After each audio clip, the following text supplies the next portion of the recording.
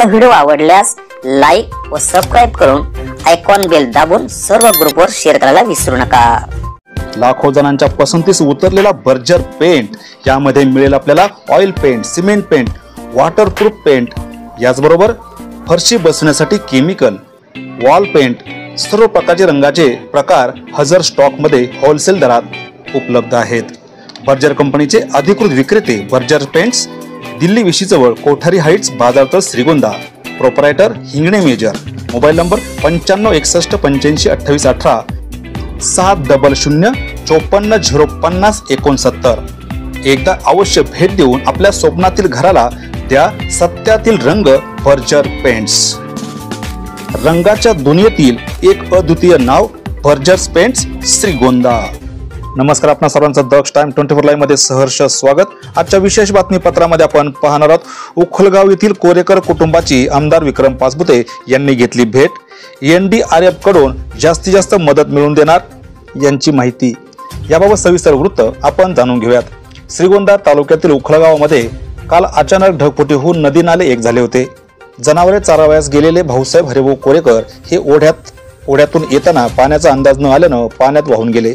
आपत्ती व्यवस्थापनाला पाचारण करण्यात आले होते। त्यांनी व गावातील तरुणांनी कोरेकर यांना शोधण्यासाठी शर्थीचे प्रयत्न केले, परंतु तोपर्यंत उशीर झाला होता। यामध्ये कोरेकर मयत झाले। काल आमदार विक्रम पाचपुते हे सर्व परिस्थितीचा फोनवरून आढावा घेत होते। आज दुपारी कोरेकर कुटुंबाची आमदार विक्रम पाचपुते यांनी समक्ष भेट घेऊन आपुलकीने चौकशी करत सांत्वन केले।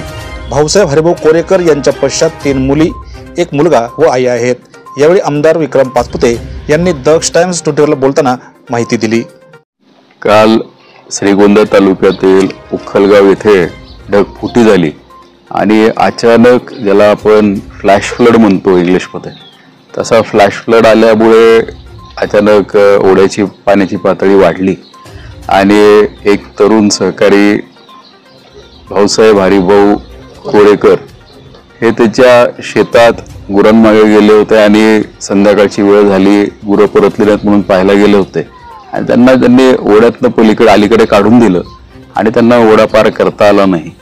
या पाण्याच्या वेगामध्ये त्यांना घरपर्यंत घरी पोहोचता आलं नाही। गावकऱ्यांनी तत्परता करून त्यांचा शोध घेण्याचा प्रयत्न केला, पण उशीर झाला होता, त्यांना काही वाचू शकले नाहीत। गावकऱ्यांच्या प्रयत्नाला यश येऊ शकलं नाही। ते आलं असतं तर बरं झालं असतं।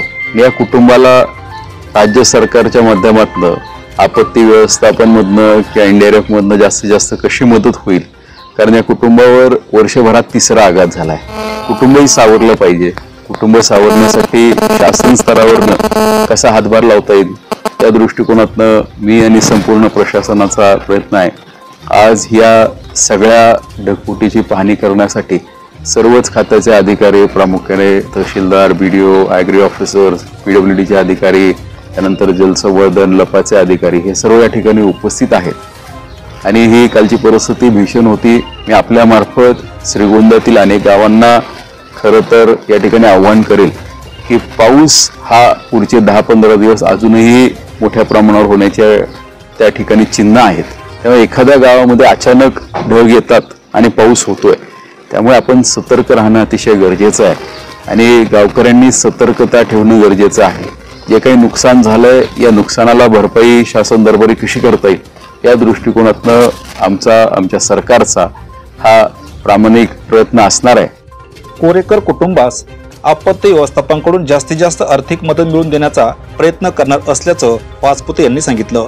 येथून पुढे काही दिवस असा पाऊस होऊ शकतो, यामुळे सर्व शेतकरी बांधवांनी खबरदारी घ्यावी असे आवाहन पाचपुते यांनी केले आहे। यावेळी गट विकास अधिकारी राणी फराटे, सार्वजनिक बांधकामचे अभियंता होके साहेब, तर कृषी अधिकारी क्रांती चौधरी, तहसीलदार प्रवीण मुदगल, ग्रामविकास अधिकारी संदीप पवार आदी अधिकारी यावेळी उपस्थित होते। यावेळेस आमदार विक्रम पाचपुते यांनी ग्रामपंचायतला भेट दिली। यावेळी अनिल ठवळे, सूर्यभान पवार याचबरोबर संजय लाखोजडे यांनी आपले मनोगते व्यक्त केली। यावेळी मोठ्या संख्येने गावकरी उपस्थित होते। आजच्या खास वृत्तावर तुर्तास इथेच थांबू, पुन्हा भेटू नवनवीन बातम्यांमध्ये। तोपर्यंत जय हिंद। दक्ष टाइम 24 लाईव्ह, श्रीगोंदा।